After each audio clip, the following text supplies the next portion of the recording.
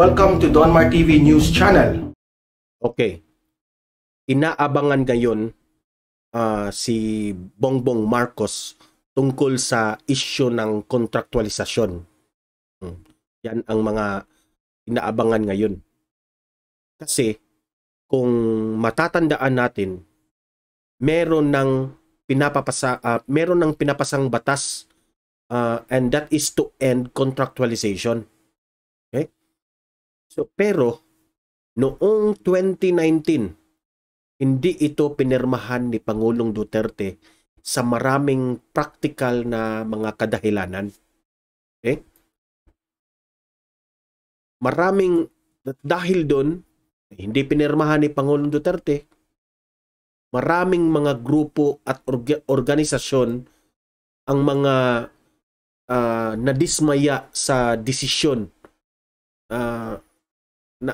sa desisyon ni Pangulong Duterte na hindi niya pinirmahan ang to end contractualization.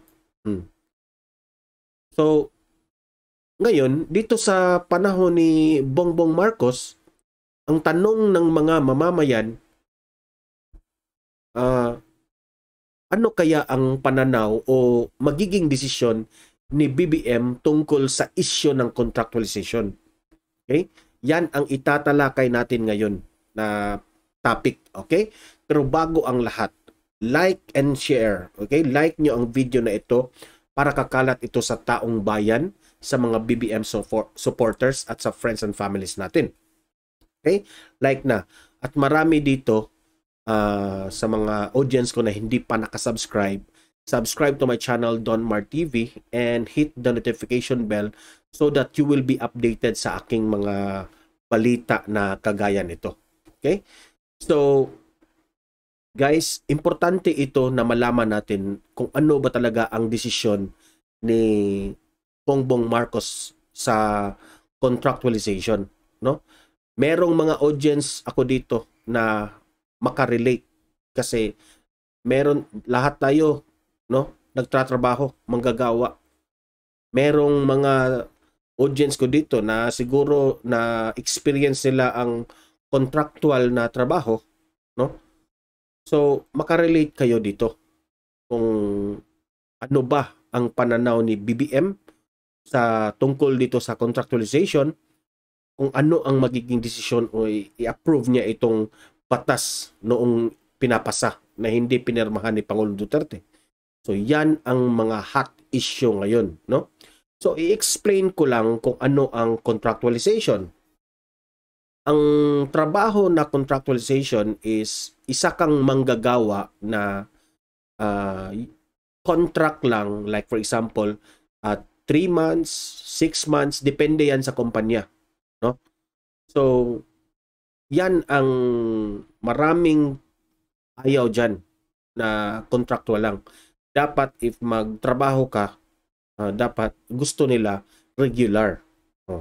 Kasi sino ba namang hindi gustong magiging regular?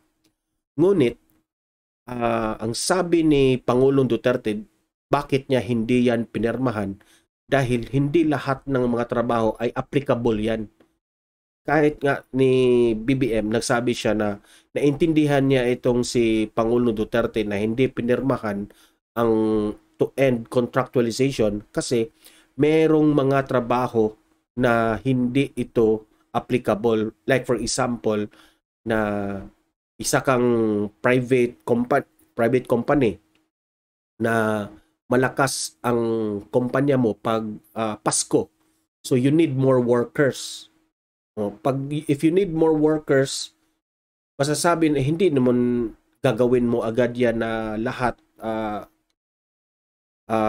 regular. Kasi panahon na Christmas will end, anong isisweldo mo sa mga workers na kinuha mong ang dami-dami, diba?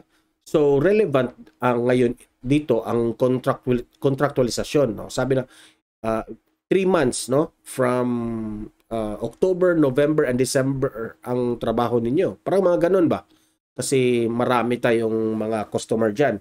So depende yan sa kumpanya kung ano ang sitwasyon sa contractualization. pwedeng lugi ang private company, pwede ring advantage ito sa mga private companies. Depende yan sa sitwasyon. So kaya maraming nagdedebate dyan kung tama lang ba na i-end ang contractualisasyon. Okay? Depende ito sa sitwasyon ng kind of business sa isang kumpanya. Ngayon, ang tanong, tama lang ba ang ginawa ni Pangulong Duterte? Ano sa pananaw ninyo? Tama lang ba na hindi niya pinirmahan ang to-end contractualization? Sino ang magbe-benefit dito? Yung private company or yung manggagawa? Ano kaya ang magiging desisyon ni Bongbong Marcos tungkol dito sa issue ng contractualization? Is he going to end contractualization or ano ba? So, depende na yan ng BBM kung ano ang gagawin niya dito. Kung ano ang magiging idea niya dito na both parties sa kumpanya at yung manggagawa ay lahat makabenepisyo. Hindi ko na alam kung paano ang gagawin ni BBM dito. No? Kung kayo ang magiging pangulo, ano ang desisyon nyo tungkol dito? Yan ang tanong.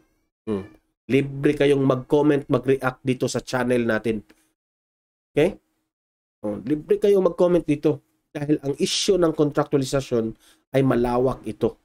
Marami itong pagbabasehan. Depende ito sa kumpanya, private company. Maraming mga nadismaya kay Pangulong Duterte noong 2019 na hindi niya pinirmahan ito to end contractualization. No? Maraming grupo, maraming organisasyon na nadismaya sa desisyon ni Pangulong Duterte. Ngayon naman, inaabangan itong si Bongbong Marcos kung ano rin ang magiging desisyon ni Bongbong Marcos when it comes to contractualization. Okay? So guys, libre kayong mag-comment, mag-react sa issue na ito. Okay? So, importante na i-like nyo ang video na ito para kakalat ito sa YouTube and subscribe to my channel, Don Mar TV. Please subscribe na rin and hit the notification bell so that you will be updated sa mga videos na kagaya nito. Okay? Patuloy nating babantayan ang galaw ni Bongbong Marcos.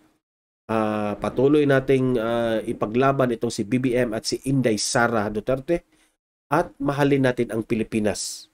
Okay? So see you in my next video. Have a great day and God bless to one and all.